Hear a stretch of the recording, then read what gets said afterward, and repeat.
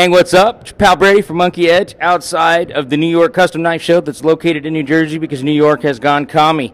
So I am here with the Toxic Twins or something. I don't know. I'm trying to come up with duo like Ebony and Ivory doesn't work, but living together in perfect harmony. Yeah. So obviously to my right here, for those of you who don't know, this is Mr. Jermey Horton from the Dirty South. What's up, dude? How you doing, sirs?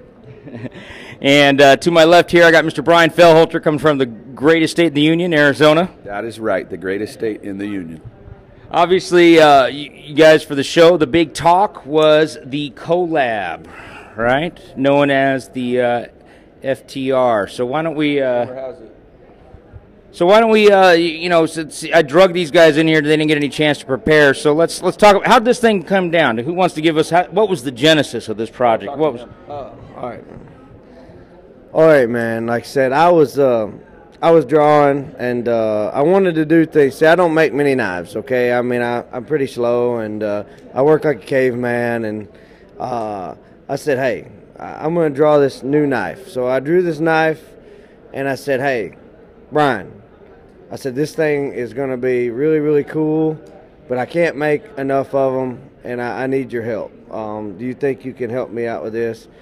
And he said, send me a drawing. And I said, oh I got this knife. I got it on this. I was going to say, hold on. It was on a Macecraft catalog. Yeah, I was going to say, what was this drawing? It was on a Macecraft catalog from this show, actually. And I said, man, I'd do that, and I sent it to him, and he worked out the engineering on it, and now we've made over 100 knives together. So it's nope. I don't know how most collaborations work, but when I step into his shop, it's like, you know, we just get to work, and things, you know, they happen. So it's really, really cool. Cool. So, you know, obviously. Knives and making tools is there's kind of an artistic side to that, right? And so you kind of every knife maker goes about it their own little way. So a collaboration like this, you got somebody, you know, kind of coming from the Horton school, which is like sheer force of will and bandsaws, and Brian kind of comes from being, you know, more kind of like the engineering background and the technical and machining. So Brian, why don't you tell us, like, how did that work? Like, how did those contrasting styles kind of come together, and what were the ups and downs of that, and you know, and how did it change the final design and knife? Well, it actually works pretty well. Being a collaboration, we actually kind of each take our own part in it, and my part ends up being the engineering, the actual making sure that the knife itself and the design was going to function and do everything right. And took a couple of iterations for that to happen. And then as far as the getting artistic on it, it's a lot of that's in the blade. So I'll decide, maybe, you know, we'll talk and say, okay, we want 10 handles of this particular kind, you know, carbon fiber, or we want some orange, or we want this, and we kind of just decide on a framework there, and then I go to work on making handles. And meanwhile, while I'm making handles, Jeremy's in the grinding room grinding blades and grinding up all kinds of cool shapes, and then we get those and stuff them into the handles that I made. So I make the handles, and he'll make the blade, and then we get them and have a stack of them together, and go, oh, this blade would look good in this handle, and kind of just goes from there. So literally, it truly was a collaboration. You know, Jeremy spent a good deal of time out in your shop. Yes. You know, like actually hustling and grinding away there. Yep. Out in great. I lived in Arizona. I mean, I slept outside on a cot for 16 days, and it was amazing. Like I said, I love Arizona. Like, if I had to move from Tennessee, that's exactly where I'd pack my bags and head out to is Arizona. Yeah, so there you heard it, folks. In order to bring this knife to you, this man literally slept outside on a cot with like scorpions and shit. You know, so haters don't hate. That's what it takes. You gotta really be in it to win it in this game, right? So, Jeremy, why don't you talk about, you know, obviously you did some of your kind of your signature grind, I guess we could call it that, on there, right? Then you did some other kind of more experimental profiles on some of these. What was? Yeah, that's what That's a non-standard. That is a non-standard. What we would in my circle of friends called the Matt Harris edition. No poon. Got no harpoon. No harpoon. No poon. No poon. No poon. The Matt Harris right here. Yeah, right there. And we have fun with it, man. Like I said, and I was like, man, I can do so much more stuff. And that was what the version 3 was all about. It was, you know, we had all this stuff. Like I said, we did a lot of Brian, and we got everything, you know, ground, and everything was sitting there, and it allowed me to come in there and grind and do my thing, and while he was doing his thing. And when we met up, and they went together, and they're like butter, man. I mean, it's some of the best knives I've ever made, and I'm real proud of them. Yeah, I'm real happy with these. These came out. These are they're stellar. Everything came together. Everything worked out. There was challenges the first couple times working together, getting everything to the two guys to be able to work together well, and then, you know, all the parts to come from one hand to another and go together. It was proven challenging in the past, and then this time everything just came together real well. And, like I said, I didn't mean to jump off topic, but like I said, what I do, like on my knives, man, I try to take every amount of blade shapes and different options, and I throw them off in the same handle, the 3 different size hand. There's other people who do this type formula, and it's worked out really well. And so that's what I do, man. Like I said, I make 3. Well, what's the best? The best one is the the warning. The little babies. So it's but yeah, I think a warning would fit in there. You said turn it upside down. Bingo! I know a guy that would want one. I think we could get rid of a couple. What about a flipper? Would you like that? I'm pretty sure. I'm pretty sure I know a guy that would that would be all right with that. You know, I try to do as many different blade variations in my knife in different sizes. So basically, I take everything that I've done in my own stuff and applied it to the V3s. And if you didn't find something you liked in these knives we brought, all the different colors and combinations and handle materials, I don't, you know. Don't even know what to tell you. No, we're not the makers for you. We're not the makers. We're not the makers you're looking for.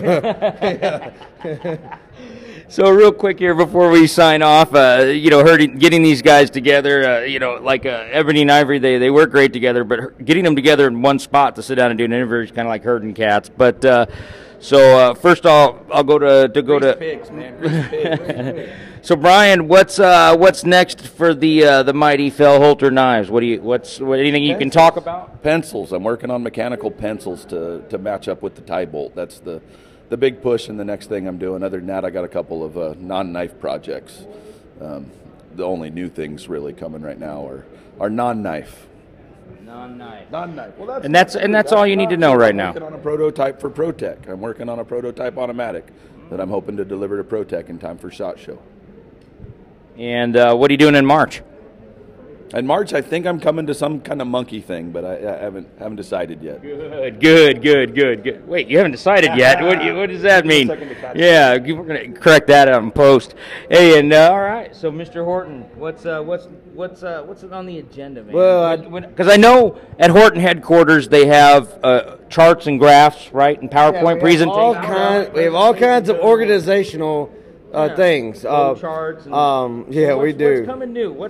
What are your plans for Q1 14? Well, I have 2 really cool collaborations, or 3, that I'm really.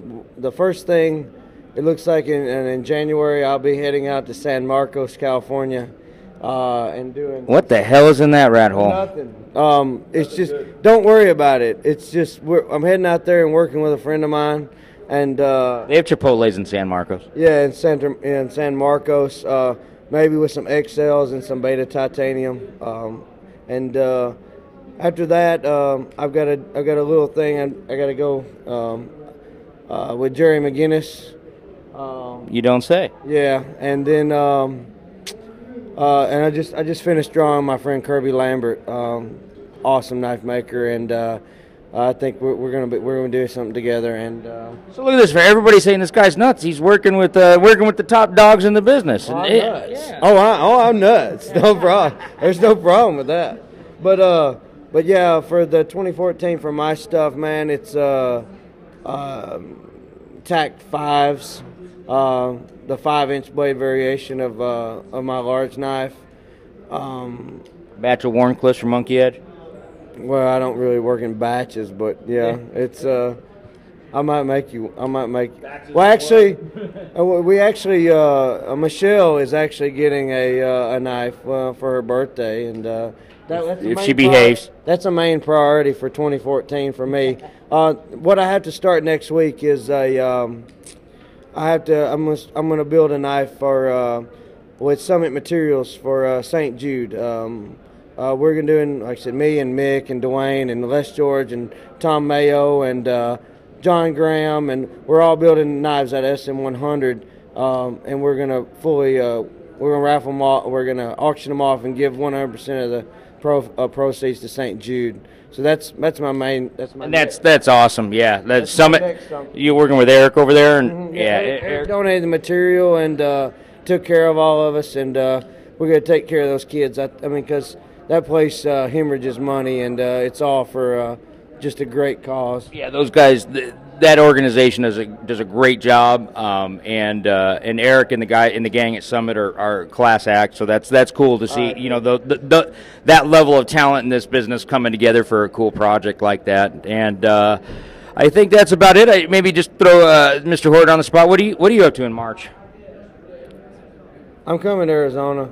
Whoa, yeah, Arizona, second best state in the union according to Mr. Horton. But hey, Tennessee's pretty awesome. But we have more science. We have a lot of science stuff going on in Tennessee, but Arizona's second. And it's a pretty good science in Arizona. Yeah. Some explosive information was some breathtaking feats were performed out there. It's physics experiments, man. Kinetic energy. So at any rate, folks, hey, thanks for tuning in. Love sitting down and talking with these guys. It's fun to do the interviews. It's fun to bring you guys kind of the backstory and to get you a little kind of closer look at what goes on in knife making. I don't know whether that helps you or scares you, but we're glad to do it.